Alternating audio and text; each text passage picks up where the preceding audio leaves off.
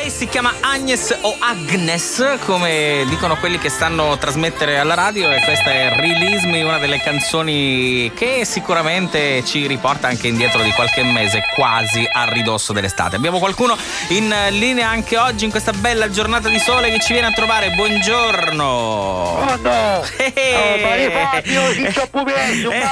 Jonathan! Mi stavo quasi preoccupando perché non ti avevo ancora sentito, devo essere sincero. Perché sono uscito ora dalla scuola, Mare, oggi siamo tornati a scuola. Ah, già, vero, per questo ti ho sentito in ritardo. Per andare a scuola dovevo avanti, Mare, e ci ho perso. Perché mi dici? Ci ho flashata stamattina, Mare, c'era alle cavassi, ci carumiavano un banco, Mare, ci cascava a testa, e andava a caffrunti in un banco, e si scendeva, boom, era io, Mare, che ci cascava a testa, troppo bello, Mare, troppo fantastico. Insomma, neanche troppo bello per te che lo vedevi, non tanto per lui che la sbatteva la testa. Mia oggi mandero cano, Mare, mi chiamava professoressa.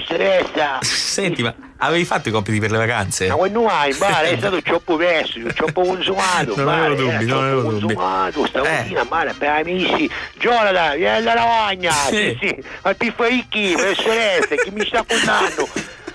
Proprio l'hai risposto così, in questo modo? Vieni, se no ti metto due, ci stesso impegno non mi metti uno, meglio se mi stai qua. Avanti, vieni, ci sono andato, Fabio, sì. Che è successo? Mare, mandero cao, da geometria. Vai, missi, come si calcola il volume del cubo?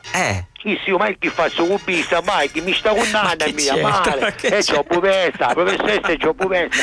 Mare, io ci dissi, fai una cosa, professoressa, la via finescia, ci dissi, amico mio, ma aspetta se mi dessucca, no? Sì? C'è un tipo, un parcheggio da scuola, vabbè, è un amico tuo, sì, vabbè, ok. Ci dissi, Enzo, a due stereo. Mare, dai più cofono, sì. Mare, si sindeva, budello, Mare, tutto in classe, ci seva in classe, Mare, ci disse professoressa, guarda calcolare il suo volume di su stereo.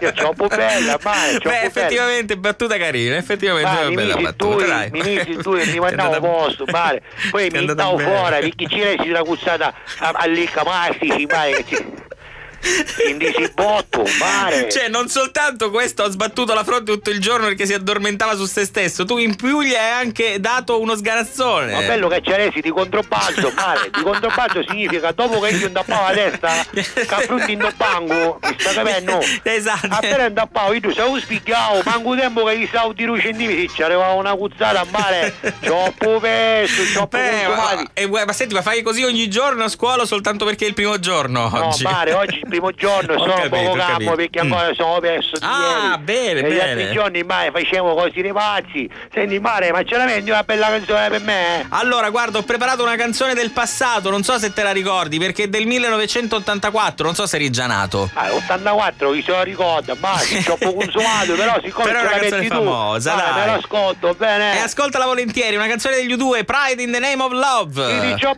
Ciao Jonathan, grazie.